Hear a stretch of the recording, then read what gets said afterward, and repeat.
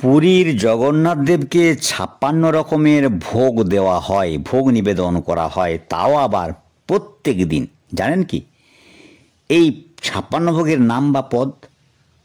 সেই পদগুলিই আজকে আপনাদের কাছে বিবরণ দেব, এবং তার সাথে কেন ৫৬ই ৫৭ বা ৫৫ বা অন্য কোনো সংখ্যা নয় কেন, সেটিও আপনারা জানতে পারবেন। তাই ভিডিওটি দেখতে থাকুন প্রথম থেকে শেষ পর্যন্ত।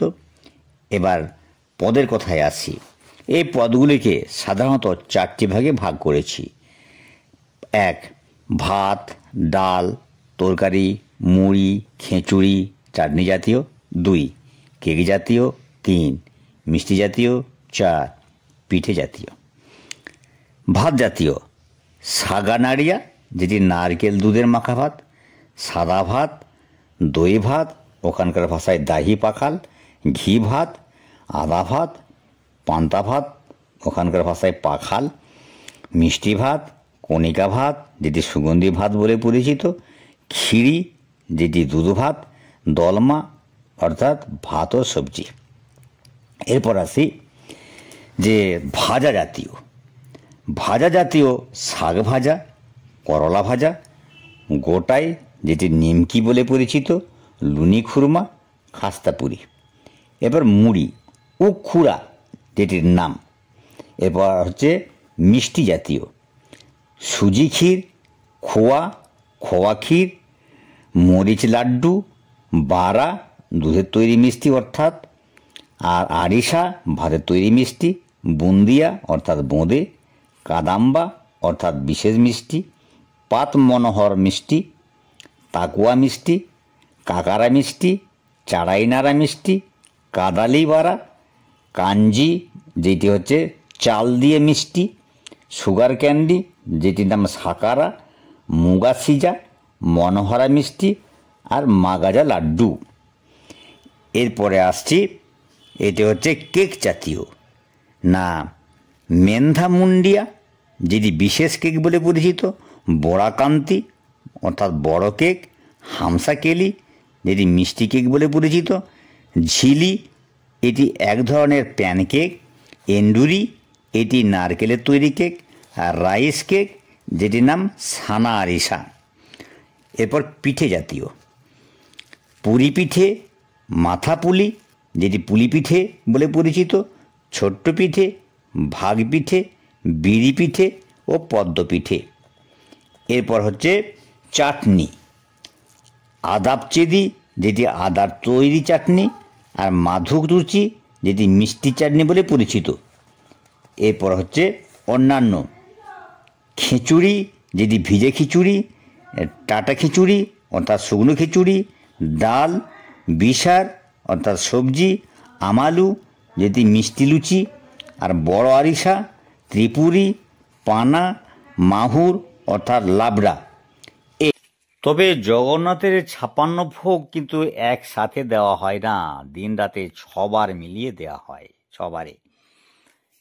এই যেমন সকাল ৭টায় দুধ নারকেল জাতীয় ভোগ, এই ভোগের নাম গোপাল বল্লভ; সকাল ১০টায় খিচুড়ি জাতীয়, এই ভোগের নাম সাকালা ধোপা বা রাজভোগ বা কথাভোগও বলা হয়; সকাল ১১টায় মিষ্টি জাতীয়, এ ভোগের নাম ভোগমণ্ডপ; আর দুপুর ১টা থেকে ২টার মধ্যে ৪০টি পদ থাকে, এখানে ভাত এবং ক্ষীর এবং চাটনি জাতীয়, এই ভোগের নাম মধ্যাহ্ন ধোপা; আর সন্ধ্যা ৭টায় পোলা জাতীয় ভোগ থাকে, এ ভোগের নাম সন্ধ্যা ধোপা; আর রাত্রি ৯টা থেকে ১০টার মধ্যে পিঠে জাতীয় ভোগ থাকে, এই ভোগের নাম বড় সিঙ্গার ভোগ।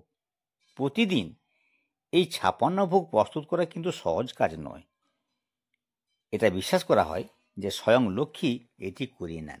এবার আসি, কেন এই ৫৬ ভোগ, নয় ৫৭ বা নয় ৫৫? কেন এই ৫৬ ভোগ নিবেদনের নেপথ্য হিসাবে উঠে আসা নানান কারণ আছে। এ বিষয়ে পুরাণে একাধিক কাহিনী থাকলেও বেশি গ্রহণযোগ্যতা রয়েছে একটি কাহিনী। ব্রজবাসীরা যখন ইন্দ্র পূজা না করে গোবর্ধনের পূজা শুরু করেন, তখন ইন্দ্র ক্ষিপ্ত হয়ে যান। যদিও কৃষ্ণ কোনোদিন ইন্দ্র পূজার বিরোধিতা করেননি। ইন্দ্রের পূর্বে এরূপ অসামাজিক অনেক কার্যকলাপ আছে, এটা অনেকেরই জানা। যাক সে কথা। ইন্দ্র ক্ষিপ্ত হয়ে ব্রজে ঝড় বৃষ্টি বজ্রপাত ঘটাতে থাকে, তখন শ্রীকৃষ্ণ ঝড় বৃষ্টির কবল থেকে তাদের উদ্ধার করার জন্য গোবর্ধন পর্বতকে আঙুল দিয়ে তুলে ধরলে ব্রজবাসীরা পর্বতের নিচে আশ্রয় গ্রহণ করেন। 7 দিন ব্যাপী ঝড় বৃষ্টি চলতে থাকে। তাই কৃষ্ণও 7 দিনে ওই পর্বতকে তুলে ধরে থাকায় 7 দিন তিনি কোনো খাবার গ্রহণ করতে পারেননি। কিন্তু যশোদা কৃষ্ণকে দিন রাতে 8 প্রহরে 8 বার খাবার খাওয়াতেন যে, অথচ ওই 7 দিন তিনি কোনো খাবার খাওয়াতে পারেননি। তাই 7 দিন গুণিত 8 প্রহর। এই খাবার যশোদা একদিনে খাওয়ান, সেই থেকে রোজ 56 ভোগের রীতি চলে আসছে। অন্যায় যুক্তিও আছে। পূর্ণবৃত্ত 4 দিকের প্রতীক, যেটি বিষ্ণুর 4টি হাত আর মহাতত্ত্ব, সেই সঙ্গে 51টি অক্ষর, যেগুলির কোনো বিনাশ নেই। 51 কেন? 1 যুক্ত অন্য 51 সমান 56। 56টি আইটেম হলেও সেটি একটি অন্যেরই প্রতীক, তাই 51 যুক্ত 4 অর্থাৎ পূর্ণবৃত্ত আর একটি মহাতত্ত্ব, এই নিয়ে 56। ভিডিওটি কেমন লাগলো? যদি ভালো লাগে তাহলে চ্যানেলটি সাবস্ক্রাইব করুন আর পাশে থাকা বেল আইকনটি আপনি প্রেস করুন। লাইক করতে পারেন, শেয়ারও করতে পারেন। আরও যদি কিছু জানার থাকে তাহলে কমেন্টস বক্সে জানান। ধন্যবাদ।